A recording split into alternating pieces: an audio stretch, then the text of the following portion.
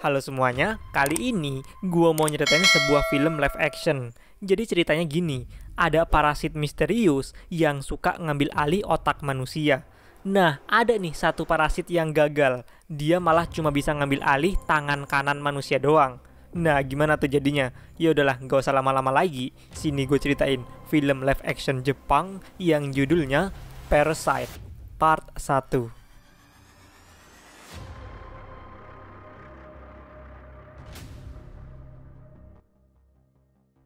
Film ini diawalin sama adegan para parasit yang asalnya tuh dari dasar laut yang masih dicangkang. Mereka tuh berenang ke daratan. Pas udah di daratan, keluar tuh parasitnya dan berkeliaran nyari inang. Mereka bakalan masuk ke otak manusia lewat telinga. Nah, ada nih parasit yang mau masuk ke seorang cowok yang namanya Shinichi Izumi. Nah, kebetulan si Shinichi ini tuh malamnya tuh tidur pakai earphone. Parasitnya nggak nyerah gitu aja, karena dia nggak bisa masuk lewat telinga. Dia pun mau masuk lewat hidung. Tapi Shinichi keburu bangun karena sadar ada sesuatu yang mau masuk ke hidungnya. Si parasit ini akhirnya nyoba lagi dan masuk ke tangan kanannya Shinichi.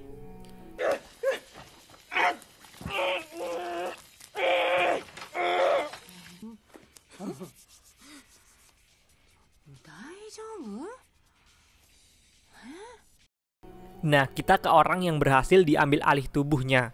Dia tuh bakalan kayak gini.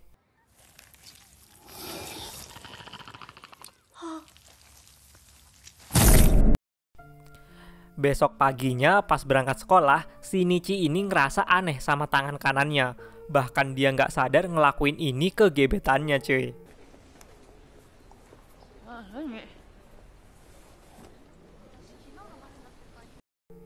Pas di sekolah pun sama, tangan kanannya tuh jadi kerasa aneh gitu. Balik sekolah dia pun nyari di internet gejala tangannya ini. Tiba-tiba muncul mata di tangannya. Makin ngerasa penasaran kan jadinya si Shinichi ini. Tiba-tiba tangan kanannya tuh jadi kayak gini.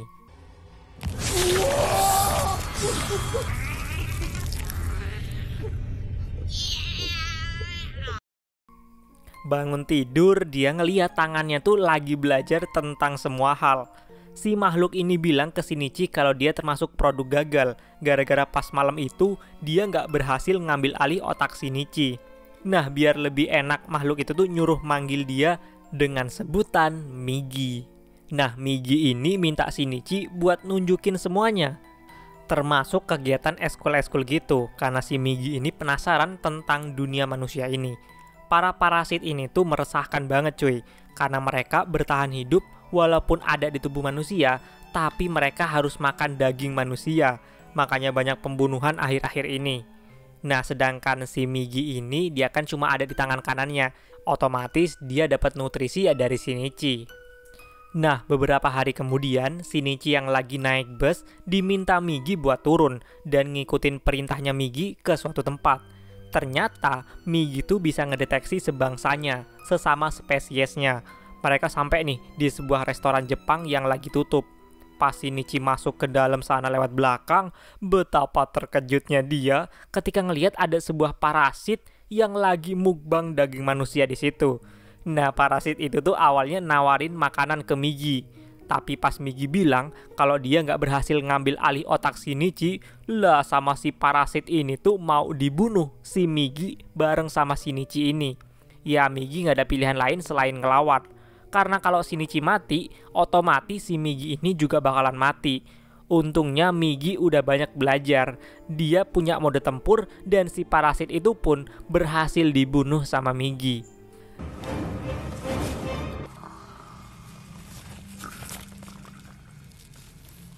Nah, pas lagi upacara kenaikan kelas ini, Migi ngasih tahu kalau dia ngedeteksi ada sebangsanya sesama spesiesnya itu yang ngedeket. Ternyata yang dimaksud Migi itu guru baru di sekolahnya Shinichi ini. Guru ini namanya Tamiya Ryoko. Diikutin lah guru itu sama Shinichi abis ngajar. Ryoko bilang kalau dia tuh nggak ada niat ngebunuh murid-murid di sini. Dia cuma pengen berbaur di tengah-tengah masyarakat.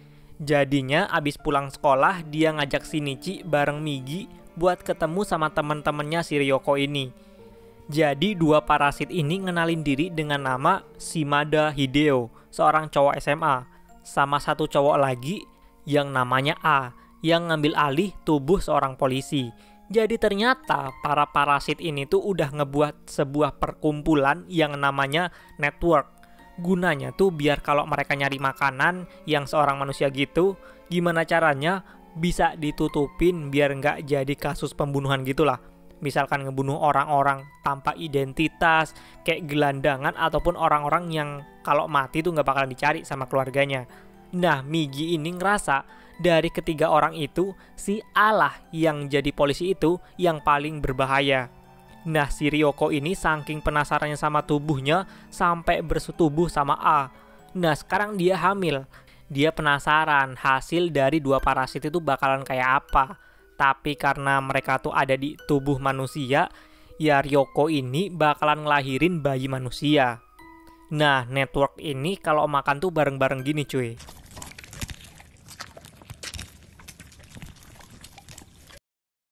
Kita ke Shinichi, dia cuma tinggal bareng sama emaknya. Makanya dia khawatir dan bilang buat nggak sering-sering keluar rumah.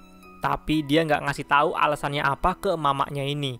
Malamnya abis pulang sekolah, ternyata Shinichi ini dicegat sama si A. A ngejar Shinichi sampai ke gang sepi. Ternyata si A ini nganggep Migi bareng Shinichi itu berbahaya bagi kaumnya. Jadi dia pun mau ngebunuh Shinichi di situ. Migi sama A pun saling duel. Pelan-pelan Shinichi ngedeket dan dia pun berhasil nusuk A ini pakai besi. Si A pun sekarat. Shinichi pun buru-buru buat balik ke rumahnya.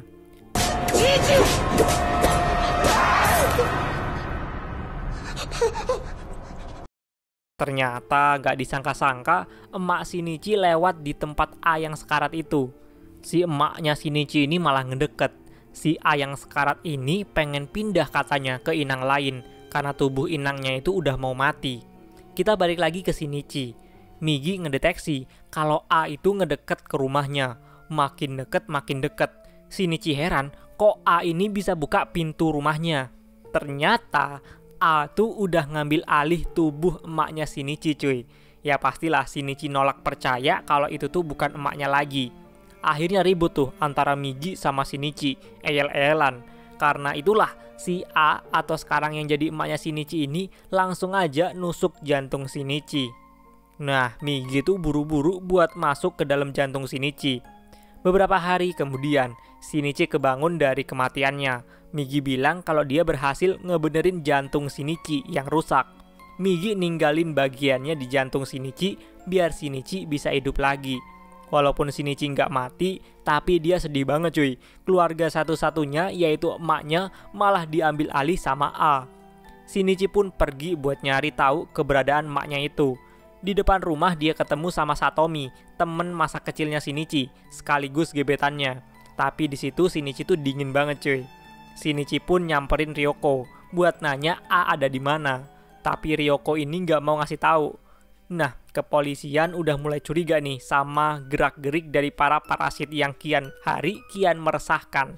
Pas Shinichi lagi di pusat kota, Migi ngedeteksi ada parasit tuh di tengah-tengah warga. Pas dilihat lah ternyata parasitnya tuh sekarang udah nyamar dan malah mau nyalonin diri jadi wali kota. Migi ngeduga kalau sampai parasit jadi wali kota, pastinya para parasit itu bakalan dapat akses makan manusia dengan mudah, plus bakalan punya tempat kumpul yang aman. Makanya itu, Migi bareng Shinichi bakalan ngelawan para parasit yang ada. Tiba-tiba Shinichi didatengin sama dua orang petugas polisi. Dia nanyain tentang emak Shinichi yang menghilang sama petugas polisi yang mati beberapa hari kemarin. Ya petugas itu tuh yang dimaksud adalah si A itu. Tapi Shinichi bilang nggak tahu. Nah diem-diem di belakang Shinichi, Migi tuh udah siap-siap kalau Shinichi ini ketahuan. Tapi untungnya enggak, dan dua polisi ini pun pergi. Besoknya pas di sekolah ternyata si Mada, parasit temennya Ryoko pindah malahan ke sekolahnya Shinichi. Nah Migi pas di rumah bilang kalau akhir-akhir ini karena abis nyembuhin jantungnya Shinichi, dia makin lemah. Migi bilang dia 4 jam tuh harus tidur.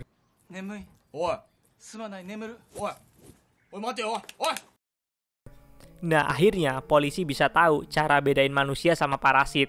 yaitu kalau rambut si parasit ini dicabut bakalan mengkerut. Balik sekolah, akhirnya Shinichi udah mulai mau ngobrol sama Satomi. Bahkan mereka pergi belanja bareng. Nah pas di depan supermarket ada anjing yang mati cuy. Sama Shinichi diambil dan mau dimasukin ke kotak sampah. Satomi pun kayak ngerasa aneh. Kayak ngerasa ini nih bukan Shinichi yang biasanya.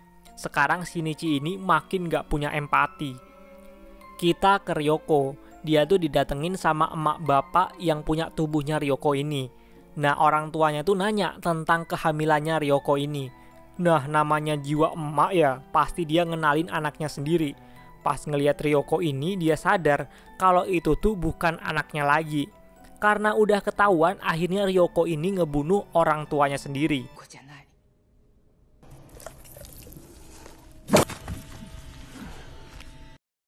Besoknya di sekolah, si Mada jadi model lukis anak-anak gadis gini lah. Nah, karena iseng ada anak cewek yang nyabut rambutnya si Mada. Pas dicabut langsung aja tuh rambutnya mengkerut. Walah, langsung pada panik karena sadar si Shimada ini bukan manusia. Shimada yang udah ketahuan ya kayak mana lagi. Dia ngancem bakalan ngebunuh semua orang yang ada di ruangan itu. Dia ngebelah orang yang nyabut rambutnya tadi jadi 2 bagian kayak es kiko gitu. Nah di situ ada Satomi juga. Dia ngambil cairan kimia dan ngelemparin ke Shimada. Auto dah tuh kepala Shimada kena cairan dan gak bisa balik jadi normal lagi. Shimada yang buta ini malah gak bisa ngontrol kekuatannya dan jadi ngamuk. Dia nyabet sembarangan.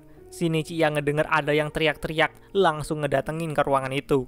Alangkah terkejutnya dia ketika ngelihat di lorong tuh udah banyak mayat berserakan, korban dari lepas kendalinya si Shimada itu.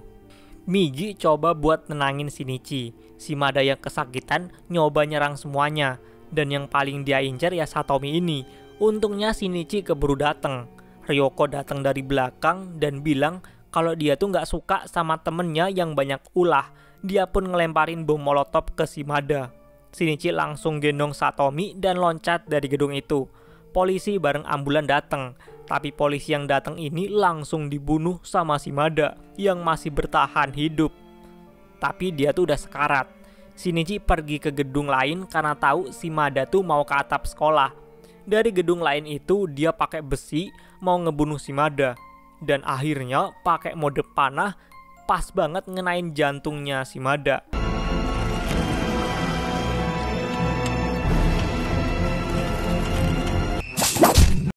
Akhirnya Shimada pun mati di situ. Abis kejadian itu, Ryoko pun ngasihin alamatnya A atau alamat emaknya Shinichi berada. Polisi yang nyelidikin kasus ini heran. Buset dah, siapa dari gedung sana bisa ngebunuh makhluk satu ini? Besoknya Shinichi pun ngedatangin alamat yang dikasih sama Ryoko itu. Beneran aja, emaknya tuh ada di sana. Karena tahu Shinichi dateng, A ini ngajak ke bawah jembatan. Mereka pun mau duel. Tapi malah tiba-tiba Migi ini ngantuk dan dia pun tidur. Untungnya sebelum tidur dia berubah ke mode pedang gitu. Jadi sekarang yang duel bener-bener Shinichi nggak dijokiin lagi sama Migi. Shinichi pun masih berharap kalau emaknya bisa diselamatin. Dia pengen nyingkirin parasit itu dari tubuh emaknya. Shinichi berhasil mojokin A, tapi tiba-tiba A pakai cara curang cuy. Dia berubah seolah-olah jadi emaknya Shinichi lagi. Tapi Shinichi malah makin kesel digituin. Dia pun menggal palanya A karena dia tahu emaknya udah nggak bisa diselamatin.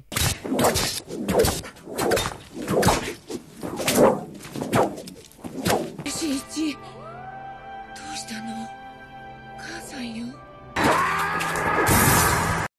di ending part 1 ini beneran aja parasit yang nyalonin jadi wali kota tuh akhirnya malah kepilih. Nah, parasit wali kota inilah yang bakalan jadi next lawannya Shinichi. Nah, pas Shinichi lagi di rumah sakit, pas ngejenguk Satomi, dia bareng Migi malah diem-diem dipoto sama orang yang gak dikenal. Dan kita bakalan lanjutin kisah Shinichi di part kedua.